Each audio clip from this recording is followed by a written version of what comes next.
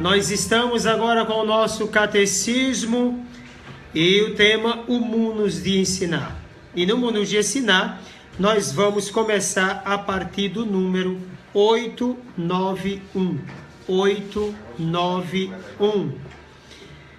Goza desta infalibilidade o pontífice romano, chefe do colégio dos bispos, por força do seu cargo, quando na qualidade de pastor e doutor supremo de todos os fiéis, e encarregado de confirmar seus irmãos na fé, proclama por um ato definitivo um ponto de doutrina que concerne à fé e aos costumes.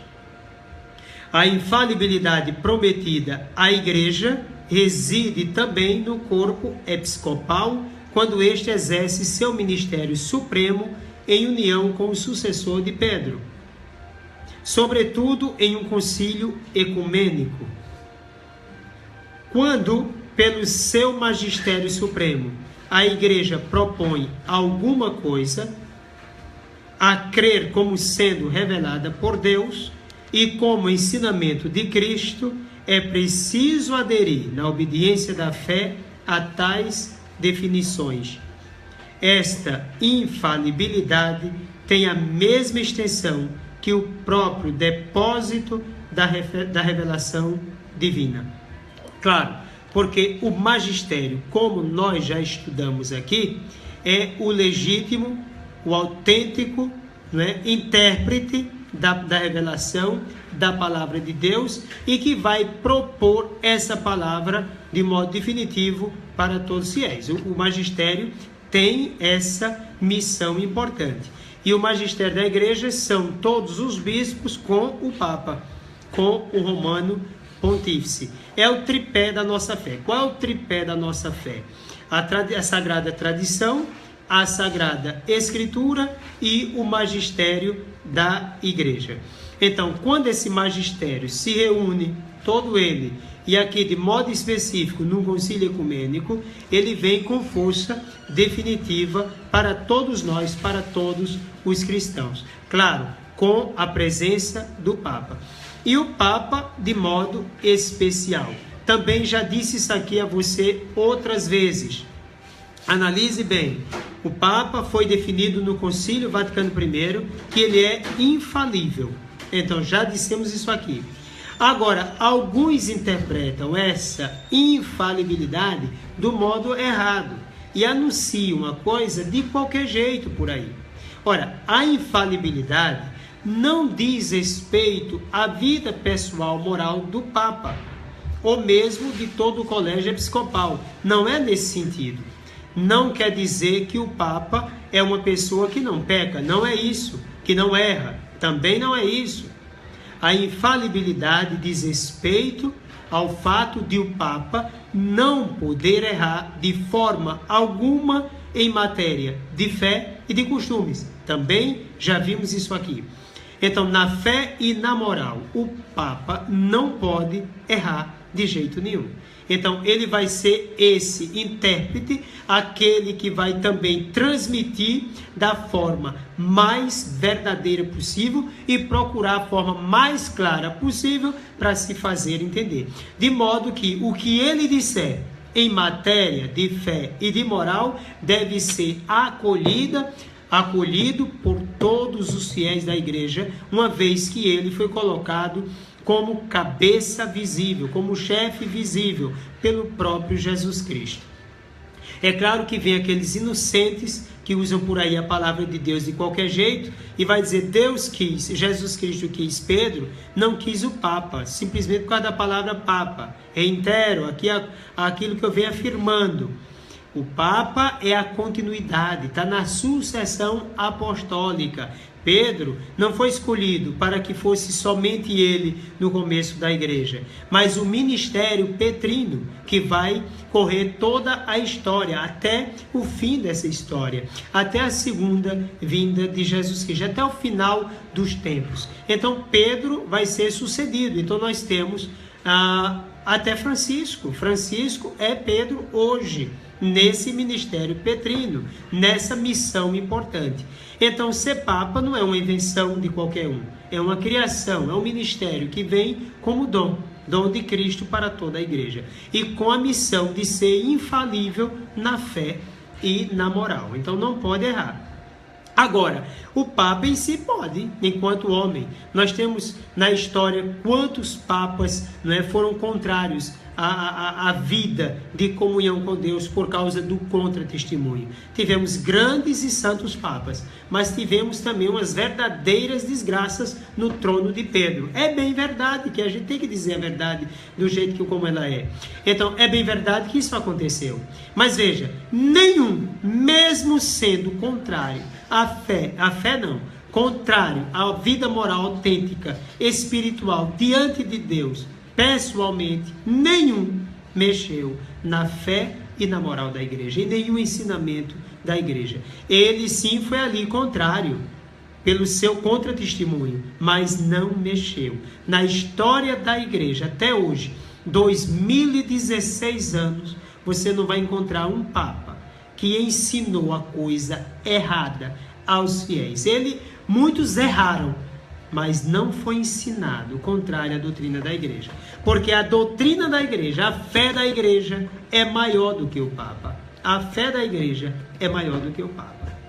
Então veja bem, um detalhe importante que a gente precisa cada vez mais colocar na nossa vida e fortalecê-lo. Por exemplo, quando a igreja, vamos dizer o magistério, os bispos com o Papa, chegam a uma conclusão importante, uma verdade que está na revelação, que se tornou agora clara, que é colocada de modo definitivo na igreja para todos os cristãos.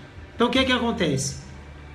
A igreja tem o poder de declarar a verdade, tem o poder de chegar a essa conclusão definitiva, tem o poder de fazer isso, mas de uma vez fazendo, não tem mais o poder de desfazer.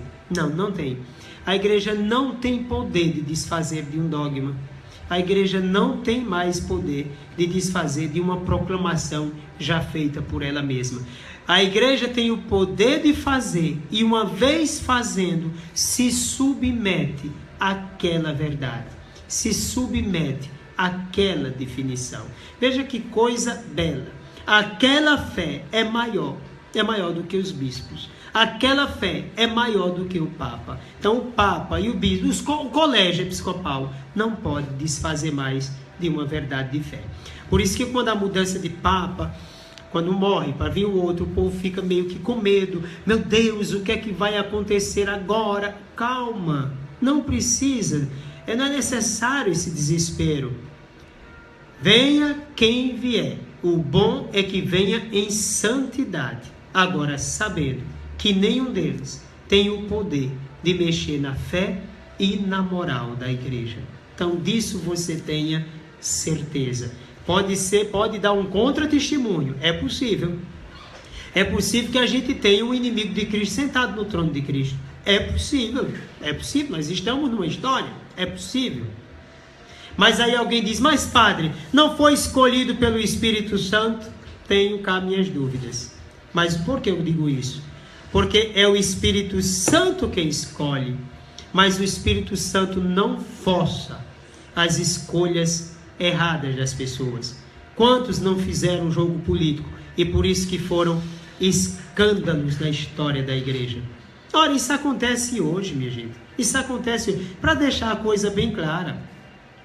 Aí vocês dizem, mas aquele bispo foi escolhido pelo Espírito Santo. Tomara Deus que seja. Eu só vou ter a prova disso no exercício da sua missão. No exercício da missão. Que bom seria se todos fossem escolhidos pelo Espírito Santo. Todos. Mas existe também a ação daquele jogo de interesse. Uma política suja que muitas vezes atrapalha. Por exemplo, vou dar um exemplo claro para você. É como, por exemplo, o bispo, numa diocese, ele chama determinado sacerdote para ir fazer um trabalho em uma determinada paróquia. Então o padre chega para o bispo e diz assim, eu não quero. Veja, eu não quero. eu quero ir para aquela outra paróquia. Muito bem. Aí o bispo manda, que às vezes, né, o bispo não tem nem tanta coragem de fazer isso, de evitar isso e dizer, você vai. Então, aí o que é que acontece? Aquele padre vai para uma paróquia, não por vontade da igreja, não por um querer de Deus, mas por um querer pessoal. E aí muitas vezes faz até um jogo político para isso acontecer. Digo com toda certeza, a graça de Deus não vai acompanhar esse padre nessa missão de jeito nenhum. Não vai, não vai. A graça de Deus vai quando há obediência ao envio. O envio de Deus é garantido aqui. O envio da igreja é garantido por Deus. A igreja enviou.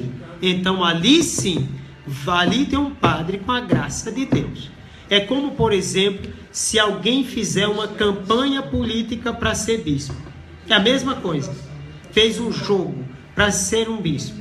Aí digamos que enganou todo mundo e foi ordenado, né? Conseguiu ser bispo. O que é que vai acontecer com aquele homem? Ele não vai agir não, com o poder de Deus não.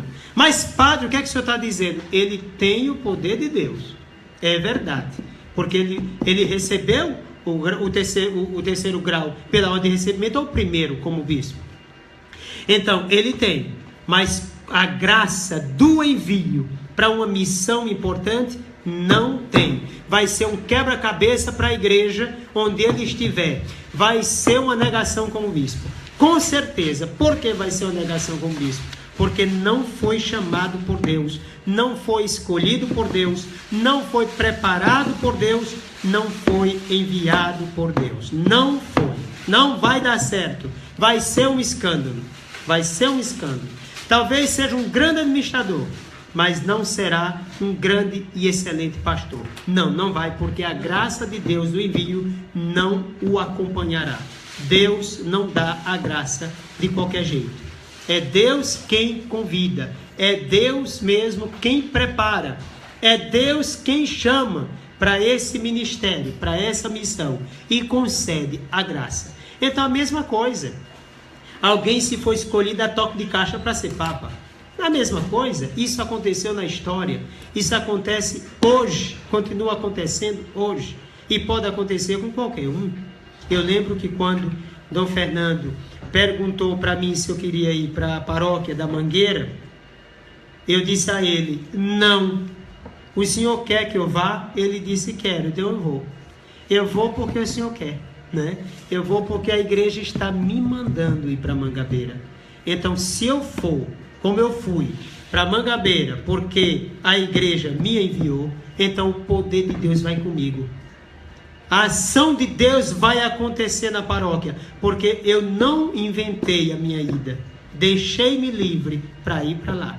Então a graça de Deus acontece. É o que eu peço, inclusive, ao padre que está me escutando, ao seminarista, ou mesmo o bispo, de onde estiver me escutando. Pensar nisso. Quando nós somos enviados, a graça de Deus vai conosco. E tenho certeza, Deus não nos permitirá escandalizar. A graça de Deus vai nos fortalecer todos os dias. Pois bem, passando dessa parte de reflexão, voltemos então ao primeiro dado.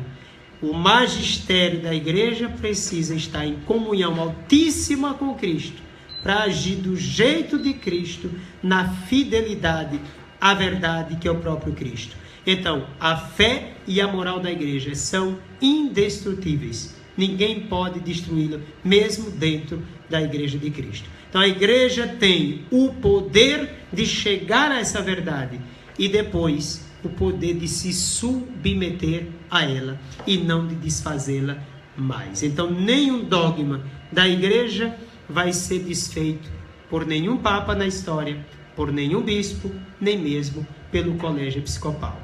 Trago para você então a seguinte frase: o magistério da igreja, os bispos com o papa, são um dom de Deus, uma maravilha de Deus para a igreja e para a salvação do mundo. Tome posse dessa verdade.